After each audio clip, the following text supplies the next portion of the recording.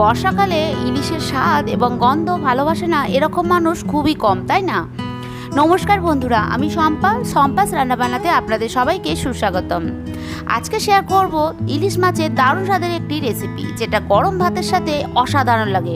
আর এই রকম রেসিপি থাকলে আর কিছুই লাগে না। বন্ধুরা, এর আগেও আমি ইলিশ মাছের বিভিন্ন রেসিপি শেয়ার করেছি, চাইলে দেখে নিতে পারেন।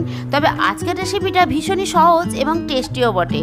আর আপনি যদি চ্যানেলটি এখনও সাবস্ক্রাইব না করে থাকেন, তাহলে প্লিজ চ্যানেলটি সাবস্ক্রাইব করে পাশের নোটিফিকেশান বেলটি ক্লিক করতে ভুলবেন না, যেন যখনই আমি নতুন কোনো রেসিপির আপলোড করব তার নোটিফিকেশান সবার আগে আপনার কাছেই পৌঁছে যাবে। তাহলে আর দেরি না করে চলুন এবার রেসিপিটা চটপট শুরু করা যাক।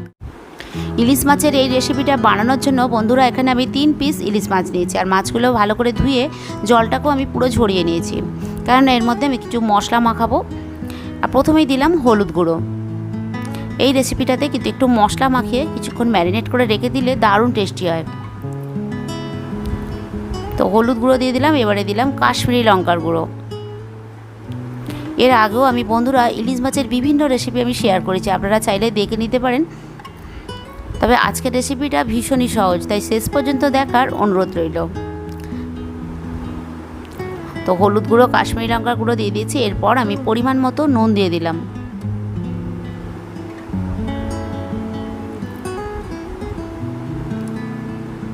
এবার দেবো একটু কাঁচা সর্ষের তেল, খুব বেশি নয়, হাফ চামচের মতোই দিচ্ছি। দেখুন, এই তেলটা দিলেও কিন্তু খুব সুন্দরভাবে ইলিশ মাছের মধ্যে এই নুনটাও লেগে যাবে, মশলাটাও লেগে যাবে। আর 10 মিনিট ম্যারিনেট করে রেখে দেবো এটাকে, তাতে স্বাদও বাড়বে। তো ভালো করে সুন্দর করে আমি এপিট ওপিট করে ভালো করে ইলিশের মাছের মধ্যে আমি ভালো করে নুন, হলুদ, লঙ্কা, তেল সবটাই ভালো করে মাখিয়ে নিয়েছি। এবার এটাকে আমি 10 মিনিট রেখে দেবো এভাবেই। তো এটাকে সাইড করে রাখছি এখন। তাই আপনারা সঙ্গে থাকুন বন্ধুরা, দেখতে থাকুন। এরপর ফ্রাইং প্যানে দেখুন খুব সামান্যই আমি তেল দিয়েছি, সর্ষের তেল গরম করতে দিয়েছি। এই রান্নাটাতে খুব বেশি তেল লাগেও না। একটু কালো জিরে দিয়ে দিলাম ফোড়নে। তো ফোড়নটা একটু নাড়াচাড়া করে নিচ্ছি।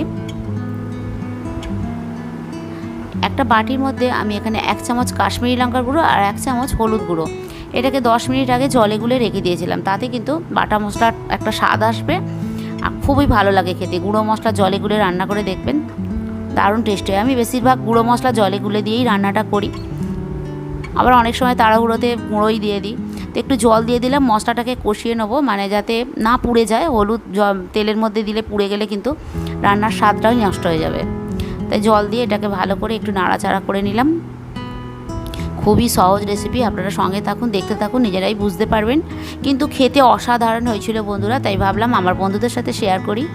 এরপর এখানে কাঁচা লঙ্কা আর পোস্ত একসাথে বেটে নিয়েছি। 2টো কাঁচা লঙ্কা ছিল। আর দেখুন 3 চামচের মতো পোস্ত বাটা। এটার জন্যই কিন্তু এর স্বাদটা অসাধারণ হয়েছিল, খেতে খুবই ভালো হয়েছিল। গরম ভাতের সাথে মানে আর কিছুই লাগেনি, পুরো ভাতটাই এটা দিয়েই খাওয়া হয়ে যাবে, এতটাই টেস্টি। এর আগেও আমি ইলিশ মাছের বিভিন্ন রেসিপি শেয়ার করেছি, কিন্তু এটাও বেশ অন্যরকম, মানে স্বাদে গন্ধে অতুলনীয়। এখন আমি স্বাদ মতো নুন দিয়ে দিলাম। নুনটা একটু বুঝেই দিতে হবে, কারণ মাছের মধ্যেও নুন মাখানো আছে। তো সেই পরিমাণ বুঝেই নুনটা দেবেন বন্ধুরা। নুনটা দিয়েও ভালো করে নাড়াচাড়া করে নিচ্ছি।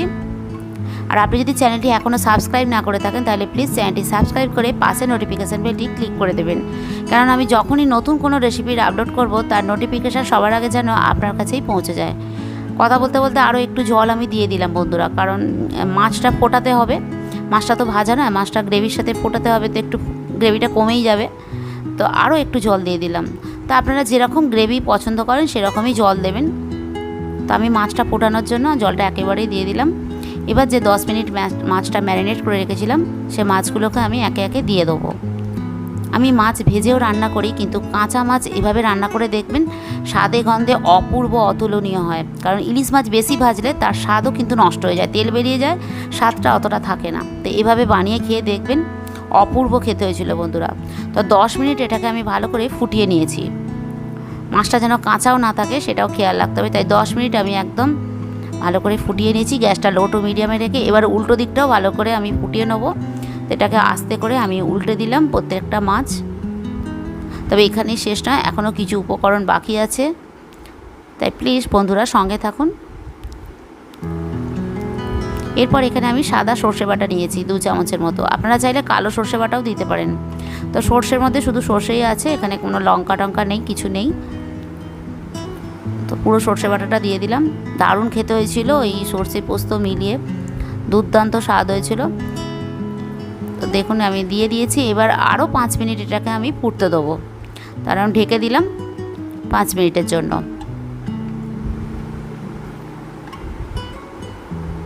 তো 5 মিনিট পর খুলে আমি আপনাদের দেখাচ্ছি। দেখুন গ্রেভিটাও বেশ ফুটে ফুটে একটু ঘন হয়ে গেছে। তবে ভাতের সাথে সার্ভ করলে এরকম এতটা গ্রেভি তো একটু চাইবেই, তাই না? আপনারা যেরকম গ্রেভি খাবেন সেরকম রাখবেন। তো আমি এটাকে ভালো করে ফুটিয়ে নিয়েছি, মাছটা এপিট ওপিট করে।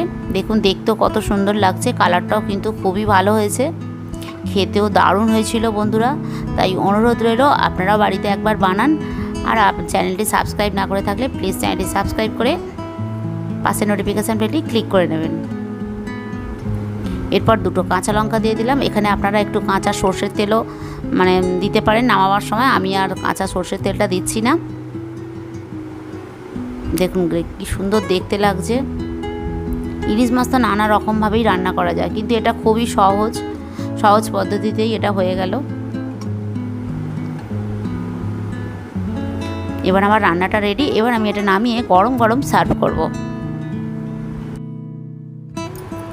রেসিপিটা কেমন লাগলো বন্ধুরা আপনারা কমেন্ট করে জানাবেন। আর রেসিপিটা ভালো লেগে থাকলে ভিডিওটি লাইক করে বন্ধুদের সাথে শেয়ার করে চ্যানেলটি সাবস্ক্রাইব করার জন্য অনুরোধ রইল। আজ এই পর্যন্তই, দেখা হচ্ছে পরের ভিডিওতে আরেকটি নতুন রেসিপি নিয়ে। আপনারা ভালো থাকুন, সুস্থ থাকুন আর দেখতে থাকুন সম্পাস রান্নাবান্না। নমস্কার।